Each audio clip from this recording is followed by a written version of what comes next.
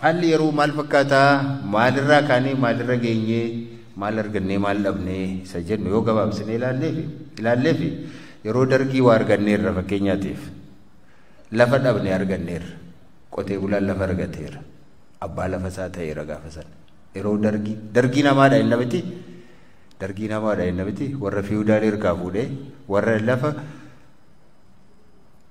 humnaan weeraree qabatee qawweedhaan weeraree hirkaa fuudhee qotee bulaaf kenneera dargiin achievmentii guddaadha moo waan salphaa miti. Ittaaliyaa Addawaayii mun gaafa dhufe immoo maal arganne yoo xiqqaate naannoon Oromiyaadha jedhamu uumamteetti Oromiyaan uumameera Oromiyaan daangaan ishee asii ka'ee as ga'a afaan keessaniin hojjedhaa afaan keessaniin baradhaa jedhameera kun salphaa miti akkabittiin afaan kun afaan ittiin har'a haasofnu kun ittiin fayyadamnu kun hojiirra akka oolee kunoo warri waan sana keessatti qooda guddaa taphatan har'a nu gidduu jiru akkamiin halkaniif guyyaa akka hojjechiisan otoo seenaa isaa too beektaniitii gaarii ture tariitii namoonni itti dhiyaatan tokko gaaf tokko hin bartu ta'a waan salphaatti dhufe miti kun qabsoo guddaatu irratti geggeeffame bu'aa guddaattis immoo irraa argame. Kanaaf sana arganneerra waggaa afur kanatti immoo maal arganne anumaan arganne gaafa yaadu waan tokko hin arganne waa tokko arguun dhabean maal arganne waggaa afur kana keessatti du'a ka waan nuyi arganne ajjeefamuudha ka maal arganne meenatti maa waggaa afur kana keessatti nama afaan keenya dubbatu aangoo qabate eega jenneen booda maal arganne namni nutti himuu danda'u kan du'atu mana keenyaa deeme. Hati Oromoo boo'icha dhaabde dinagdee keenya guddate biyya keenya keessa nagaan jiraanne daangaa keenyatu weeraramuu hafee eenyummaa keenyaan arrabsamuu keenyatu oolee maal arganne meenatti maadha wanti arganne wanti tokko hin jiru. Kanaaf waggaa arfanarraa gaafa dhufne deeggaraa maalu jara kana bira dhaabbadhaa ittiin jechaa turre har'a garuu lakkii komee guddaa isinirraa qabnaa jenneetu komee keenya irratti kaasaa jirra jechuudha. Maaliif wanta deliver godhan waan kana nuun jedhan waan qabatamaa tokko hin jiru. Uummata biraa wajjiniin diinummaa nu horan walii keenya gidduutti diinummaa nu fidan biyya keenya keessatti nagaadhaan baanee galuu dadhabne ilmaan keenya utuujii keenya ilaaluu harka dugdatti hidhanii rasaasaan tumanii ajjeesuu jalqaban guyyaa saafaadhaan gaggaragalchanii waadanii akka foonni nama gubuu jalqaban mana qotee bulaa ibiddatti kaa'anii bira dhaabbatanii sirbuu jalqaban waan isaan qaban loon isaa wajjinii jabbii utuu mana keessaa marrattuu wajjinii gubuu jalqaban kan argine waggaa afur kana keessatti kana bira dhaabbachuu hin danda'amu. Kun akka itti fufu gochuu hin danda'amu. Kana gochuu hin dandeenye. Kanaaf ammas qabsoon keenya itti fufa. Hiriirri keenya itti fufa.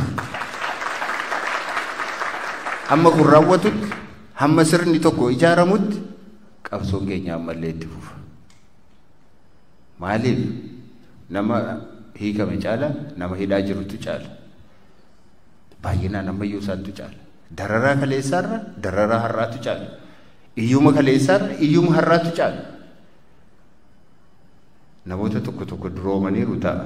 Namoonni qubaan lakkaa'aman garuu uummati keenya bal'aan guyyaatti yeroo tokko nyaatee buluu dadhabeera. Biyyaatti warra xalaa isinitti barreessu warra bilbila isinitti bilbilu quba qabdu miti. Wanti tokko hin jiru biyya keessa. Rakkina duwwaan. Namni buna bishaan akkasii tokko buusee isinitti kennuu danda'u hin jiru har'a. Iyyumni mataa irratti nu daraare. Daaraa taane biyyi keenya daaraa ta'e. Kana keessa jirra dhugaan isaa kanadha.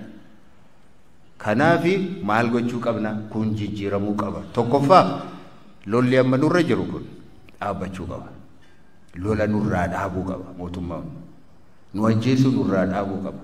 Ilmaan keenya hidhuu dhaabuu qaba. isa hidhe immoo hiikuu qaba. Kana hin godhu taanaan hiriirri keessan itti fufuu qaba. Kana hin gootan taanaan Oromoo nuyi Oromoodhaaf hin jedhina. Kanuma isinitti himaa. Dhugaadha nuyi Oromoodhaaf hin jedhina.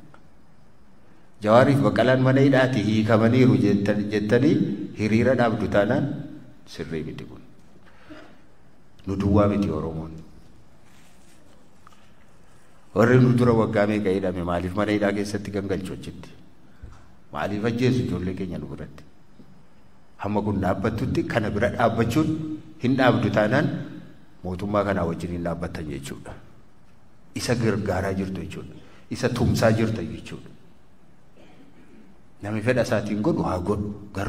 Garuu warri hin tumsinu mootummaa kana hin tumsinu warri jettan you have to take to the street again. Bahuu qabdu ammallee. Hiriira bahuu qabdu ammallee saba keessaniif. Sabi keessan dararaa isa caalu keessa jira sababii ta'eetiif jechuudha. Haalli yeroo kana fakkaata.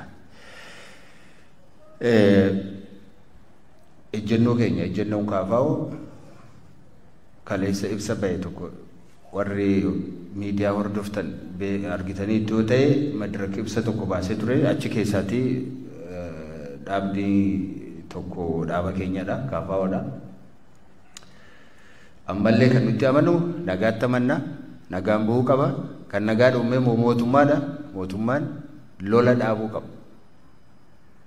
Lola bakka hundumaatti labsee jiru kana dhaabuu qaba. Komishinii nagaa fi maaloo jedhu kana komishinii bilisaa ijaaruu qaba. Yookaan internationally lola kana dhaabuu duwwaatu hin taane akkuma sila dubbatame ibsa kana keessattis ibsa kaleessa dhaabni keenya dhaaboota biroo wajjin walitti dabalee baasee wajjin innis akkuma keessatti akkuma mul'atu yakka hamba ammaatti hojjetamanii fi international investigation must be conducted. Ta'uu qaba kun. Namni yakke asiiti Amaara ajjeesu, asiiti Oromoo ajjeesu, asiiti Tigree fixu. Kana hundumaa hojjetee harka kootee ani naman tuqne jedhee harka isaa dhiqatee namni deemuu danda'u jiru. Seeratti dhiyaachuu danda'u qaba. Seeratti dhiyaachuu qaba. Namni nama ajjeese gosa kamiisa ta'u saba kamiisa ta'u namni nama ajjeese seeratti dhiyaachuu qaba. Namni jumlaadhaan nama fixe seeratti dhiyaachuu qaba. Kana yoo goonu yoo ta'e sirni kana godhu hin dhufu yoo ta'e sirna kana jala dhaabbachuun tumsarraa dhaabuun barbaachisaadha.